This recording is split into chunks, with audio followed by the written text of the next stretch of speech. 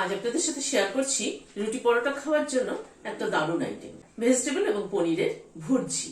খেতে কিন্তু দারুণ হয়েছিল। চলুন তাহলে ভিডিওটা দেখতে থাকি কি কি দিয়ে বানাই। প্রথমে হোয়াইট অয়েল দিচ্ছি, 3টে পেঁয়াজ কুচি করে নিয়েছি, পেঁয়াজ কুচিটা দিয়ে দিলাম। পেঁয়াজ কুচিটাকে ভেজে নিচ্ছি। প্রথমে পেঁয়াজটাকে হালকা করে ভেজে নিলাম, জাস্ট পেঁয়াজের কালারটা চেঞ্জ হয়েছে।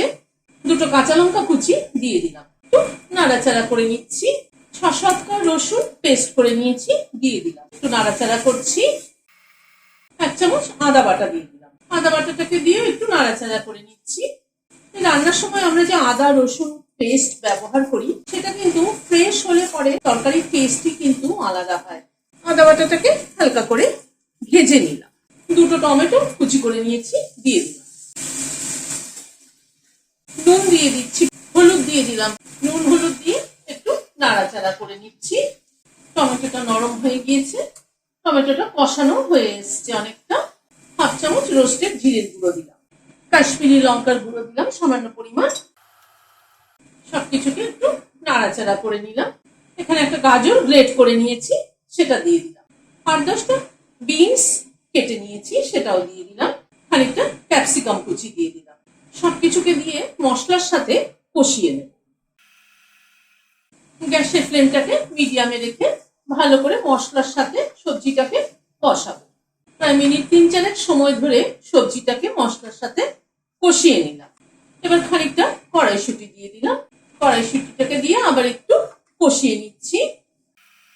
মিনিট খানেক একটু নাড়াচাড়া করে নিলাম। খানিকটা কসুরি মেথি দিয়ে দিলাম, কসুরি মেথিটাকে দিয়ে আবার একটু নাড়াচাড়া করে দিলাম। এখানে 150 গ্রাম পনির নিয়েছি, পনিরটা গ্রেট করে দিয়ে দিচ্ছি। এই পনির আর ভেজিটেবলের এই ভুর্জিটা দিয়ে রুটি পরোটা খেতে এত ভালো লাগে, আপনারা বানিয়ে দেখবেন, ভীষণ ভালো লাগে খেতে। দারুণ একটা আইটেম রুটি পরোটা খাওয়ার জন্য। পনিরটাকে দিয়ে এবার একটু কষিয়ে নিচ্ছি।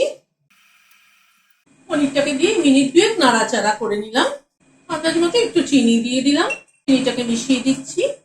1 কিউব বাটার দিয়ে দিলাম, বাটারটাকে একটু মিশিয়ে নিলাম।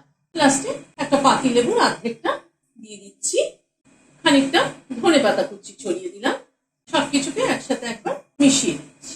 তৈরি হয়ে গেল ভেজিটেবল এবং পনিরের ভুর্জি, যা দিয়ে রুটি পরোটা খেতে কিন্তু অসাধারণ লাগে। ভিডিওটা যদি ভালো লেগে থাকে তাহলে একটা লাইক এবং সাবস্ক্রাইব করার অনুরোধ রইল। আজ তাহলে এখানে শেষ করছি। নমস্কার।